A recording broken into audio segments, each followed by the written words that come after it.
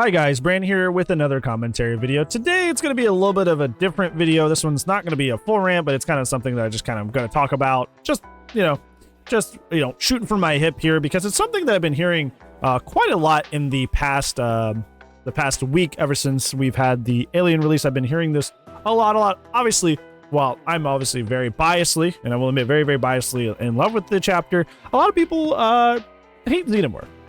A lot of people hate the Alien. A lot of people think that they are a very unfun character to face in Dead by Daylight. And mostly it boils down to the fact that they are anti-chase.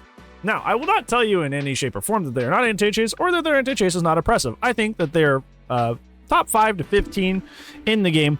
I think they're very good. If I could, still way too early to tell the full extent of a character that hasn't been out for a week. But if I could put them somewhere in terms of a kind of like somewhere in a tier list, I put them around like Oni, Plague, Pyramid Head, kind of that zone in terms of effectiveness and strength. They seem kind of similar in the amount of like pressure that those characters put out. But those aren't even top 3. Those characters are not top 3. So, and mostly what I'm going to be talking about today boils down to kind of the frustration and idea of the fact that this character is bad because their base kit, or at least part of their base kit, is anti-chase, and kind of put that in perspective. So let's go ahead and talk about it. So I think, and obviously a lot of this comes from, kind of the more survivor-sided end of Dead by Daylight discussion when it comes to Dead by Daylight social media. And I think that most people, like I said, the thing that most people are harping on are the fact that this character has anti-chase. The anti-chase is very oppressive, and the anti-chase is really hard to deal with. And, that is true, but I want to raise a question. I want to raise a question to you. How is this different from anything that has been released in the past 4 years of Dead by Daylight? How is this different than anything that has been released in the past 4 years of Dead by Daylight? It feels kind of weird and almost counterintuitive to any sort of expectation to expect that a killer in the past 4 years of Dead by Daylight, which at this point is, most of its lifespan, would not have some form of anti-chase in its kit. There have been inklings of anti-chase before those 4 years. Like, you had stuff like Pig's Dash, you had Clown, you had Doctor. You could argue that Huntress is anti-chase, so that's a little bit of a stretch.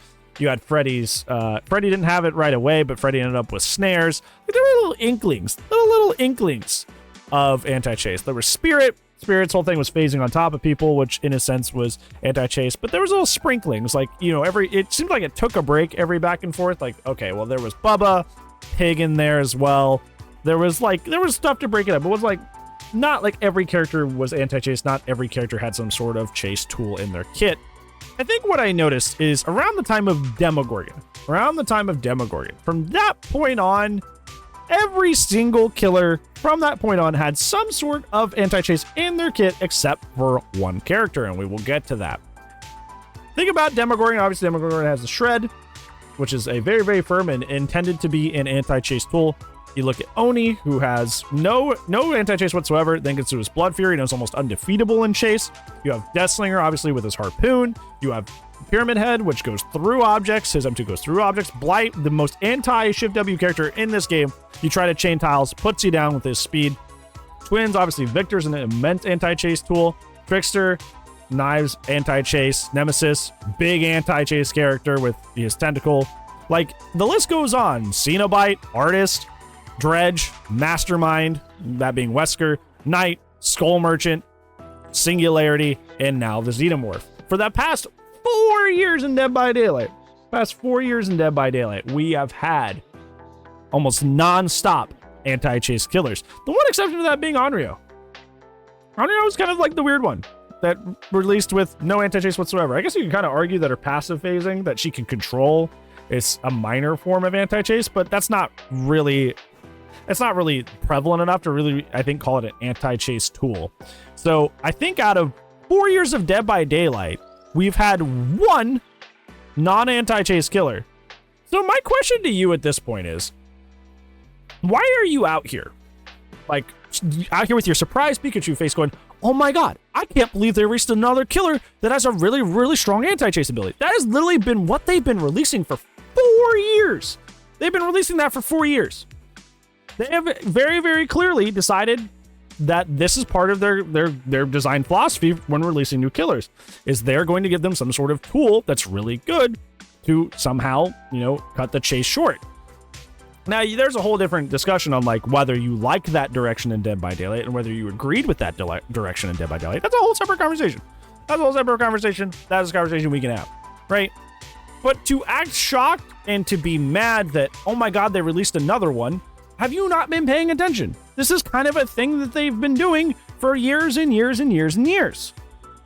Do you think that they could honestly release a character like Release Pig in 2023 and that character would get played? Do you honestly think that's something that would sell? Do you think that's something someone would gravitate towards? No. Of course they would not release a character of like Pig, Myers, Trapper strength in 2023. That is not going to happen because that chapter is not going to sell because that character is going to be dog. It's going to be terrible. Absolutely terrible. So what does that leave them with? They have to make characters that will sell or at least do moderately good or moderately okay. That way that, the chapter will actually do well and sell. That way somebody's not picking up the character and just getting stomped on every single game. Unfortunately, one of the things that makes a character good is their ability and how they handle chase. And if the character has an ability to handle chase and circumvent chase, that makes them not terrible. So this is a thing that you should expect. If there's a TLDR, or if there's a takeaway from this that you're looking for why I'm saying this, is stop acting so surprised when most killers that release, almost like 99.9% of killers that release, have anti-chase. It should not be shocking. It should not be weird to you.